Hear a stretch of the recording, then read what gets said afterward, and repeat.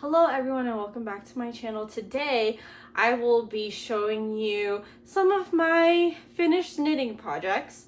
I started knitting in the beginning of December of last year, so it's been about a month so far. So the first thing I made, I feel like probably everyone makes this as their first thing, is a scarf. It's just the garter stitch the whole way. This yarn I got at Jimmy Bean's Wool here in Reno.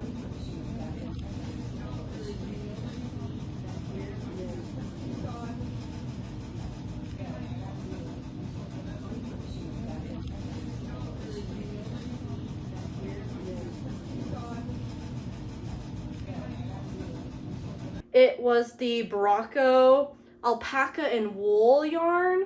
I wanted to use natural fibers and I wanted it to be warm. And it's this nice rusted orange color. It's very soft. It is a little bit itchy, but it's very warm. It did take me a while to do it since it's so long, and you can tell there are some holes and maybe probably where I dropped some stitches and stuff, but not a big deal.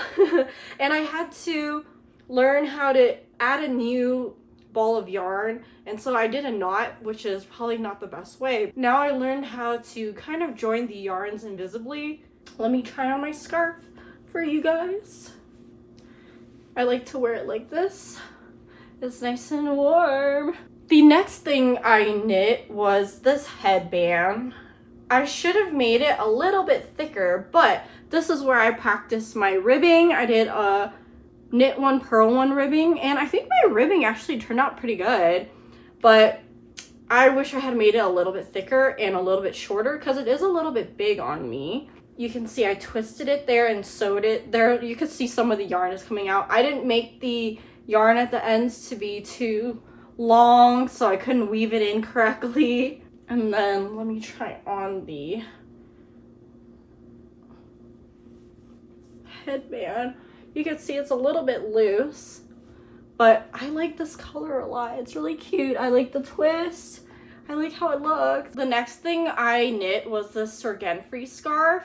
This was the first pattern I followed really, and it taught me how to do increases M1R, M1L, knit 2 in 1, and I did some ribbing and garter stitch and everything. So I learned a lot doing this, and it's a nice kind of triangular-ish round scarf. It's not super long. I wish it was a little bit longer, but I was just so done knitting all of this because it got really long, you know? So I just kind of stopped, and I just tied around my neck, and it's a nice scarf.